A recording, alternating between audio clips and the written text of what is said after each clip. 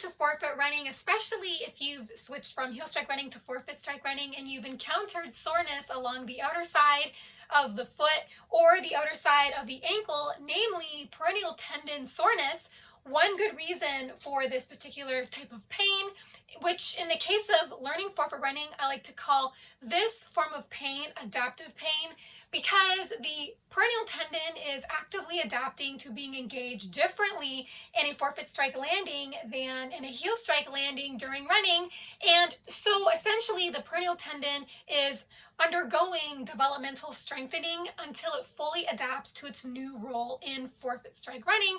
And its role in forefoot strike running as compared with heel strike running is that several studies, which are linked down below this video in the description box, have shown that because the ankle is plantar flexed at touchdown in a forefoot strike landing during running, which means at touchdown, the front of the foot is pointed down, which is the opposite positional configuration of the foot at landing in a heel strike landing, where in a heel strike landing at touchdown, the front of the foot is pointed up.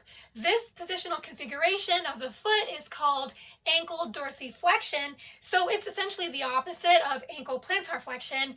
It's the differences in the posture of the front of the foot at touchdown during running. So ankle plantar flexion in forefoot strike running versus ankle dorsiflexion in heel strike running that engages the peroneal tendon differently between the two foot strike patterns. In the case of a forefoot strike landing during running, the front of the foot is pointed down at touchdown, therefore it's plantar flexed. In this position, the peroneal tendon is engaged as an ankle stabilizer and helps make the foot stronger at pinning down. More specifically, it helps stabilize the ankle until the entire foot flattens down onto the ground to initiate the stance phase of forefoot strike running. The functional advantage of increased plantar flexion upon and at touchdown during running is that it was found to have a greater influence on better energy load distribution and cushioning, so it has more of a natural protective effect at landing during running, as it helps prevent the body from coming to a crashing halt and producing excessive vertical loading rates.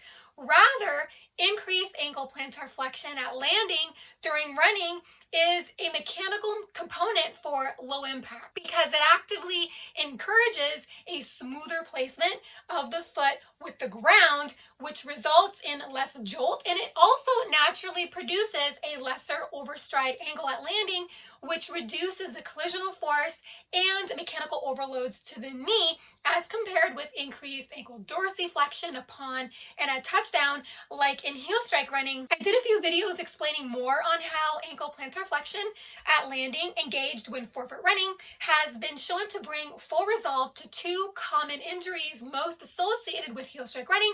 Those injuries are runner's knee and chronic exertional compartment syndrome, and those videos are also linked down below this video in the description box. So there's a lot of functional benefits that flow from increased ankle plantar flexion upon and at touchdown during running, which, to reiterate, naturally encourages greater engagement of the ligaments and the tendons surrounding the outer side of the ankle to allow the foot a firm hold at landing. For this reason, may largely account for the sudden sensitivity and tenderness on the outer side of the ankle and the outer side of the foot when you first start forefoot running. You are still in the early developmental stages of adjusting to a new running condition, so this type of adaptive pain is really a normative response, but given enough time and patience, the pain will fully resolve as soon as the ankles fully adapt to their new normal, which they will. In that regard, I posted links to some videos on ankle strengthening exercises that can help get your ankle strength to where it needs to be.